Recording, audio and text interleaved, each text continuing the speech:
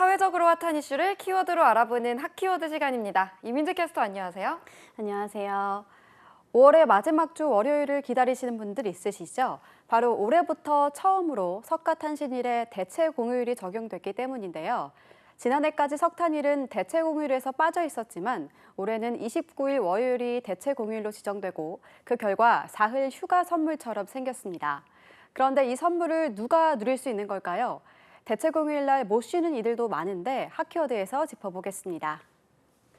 석가탄신일뿐 아니라 올해부터 크리스마스에도 이 대체 공휴일이 추가 지정되면서 황금 연휴가 늘었다고요. 네, 맞습니다. 아쉽다고 해야 할까요? 올해 크리스마스는 월요일이라서 추가로 쉬는 날이 늘어나진 않지만요.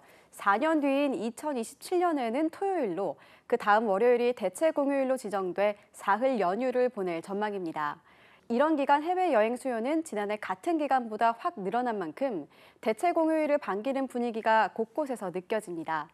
하지만 대체 공휴일에 여행길이 아니라 출근길에 올라야 하는 근로자도 많은데요. 5인 미만 사업장에서 일하는 경우입니다. 지난 1일 근로자의 날에도 법적 사각지대에서 출근해야 하는 근로자들이 많았는데요. 대체 공휴일에도 크게 다르지 않은 것 같은데요.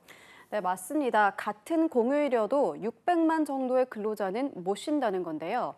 상시 근로자 5인 이상 사업장에서는 그 대체 공휴일이 유급휴일로서 보장되는 반면 5인 미만 사업장 근로자는 규정에서 배제돼 있기 때문입니다. 왜냐하면 대체 공휴일 적용은 근로기준법에 따른다고 정해놨는데요. 근로기준법에는 휴가나 휴일을 규정을 5인 미만 사업장은 예외로 한다고 규정했기 때문입니다. 사실상 5일 미만 사업장 근로자분들은 대체 공휴일에서만 차별받고 있는 게 아닌데요. 직장 내 괴롭힘에서도 마찬가지라고요. 네, 맞습니다. 5인 미만 사업자 근로자는 직장 내 괴롭힘을 당해도 법적으로 구제 신청을 할 수 없습니다. 주 52시간 상한제, 중대재해기업처벌법 적용 등에서도 빠져 있는데요. 한국노동연구원에 따르면 국내 5인 미만 사업장에 고용된 노동자는 전체 규모의 28%에 달합니다. 노동계는 현재 600만 명이 될 것으로 추산하고 있습니다.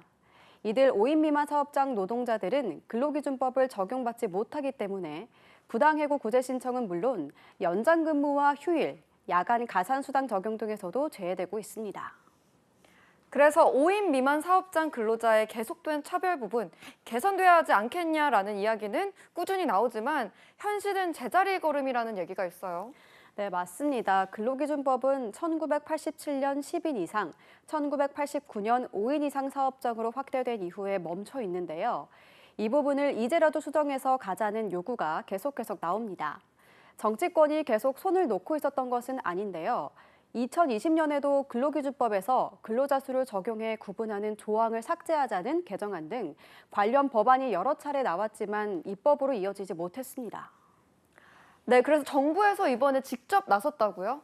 네, 노동부는 올해 업무보고에서 근로자의 인격권 보호를 중심으로 사업자 부담을 고려하면서 5인 미만 사업장에 근로기준법을 적용하겠다고 밝혔는데요.